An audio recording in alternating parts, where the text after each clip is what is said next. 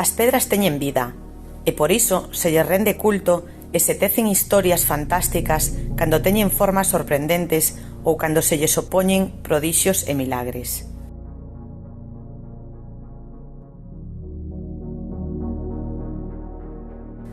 As pedras sosteñen o mundo e sobre elas edificamos moitas das nosas crenzas.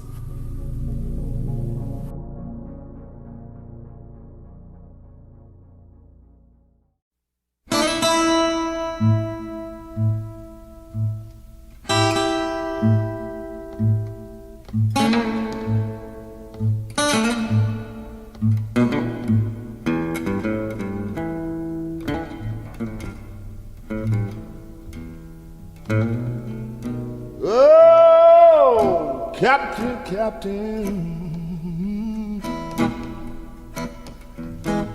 Oh, my captain is so mean.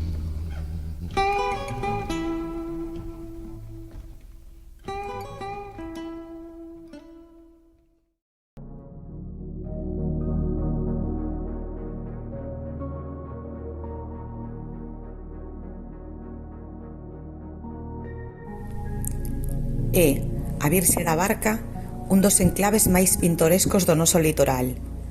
Situado en plena Costa da Morte, concretamente na vila mariñeira de Muxía, é un santuario mariano do século XIV contra o que bate embravecido o mar.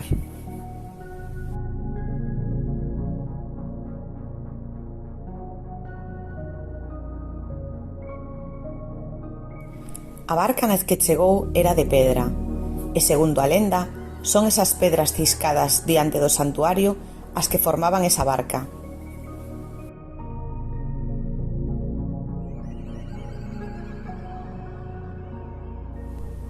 A pedra de Avalar e a pedra dos Cadrís son a barca e máis a vela respectivamente cos que a Virxe se achegou á beira para falar co apóstolo. Temos tamén a pedra do timón.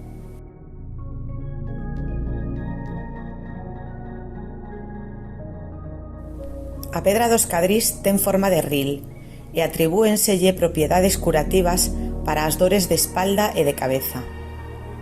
Eso sí, hai que pasar 9 veces por debaixo dela.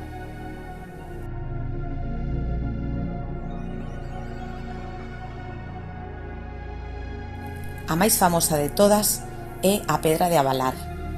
Di a lenda que a xente que conseguía movela quedaba libre de pecado. Outra crenza di que se a pedra abalaba soa é porque unha desgraza ía acontecer.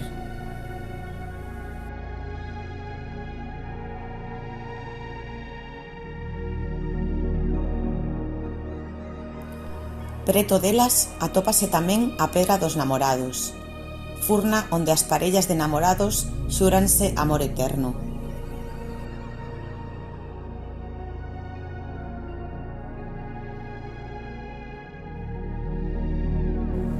No ano 2002, tras o desastre ecolóxico do Prestige, a Costa da Morte sufriu un gran dano. Por ese motivo, no ano 2003 levantouse unha gran escultura a que chamaron a Ferida. Trátase dun monolito de 400 toneladas e 11 metros de altura, esculpido en granito en forma rectangular. A súa estructura está partida pola metade, formando unha grieta que simboliza unha ferida sangrante.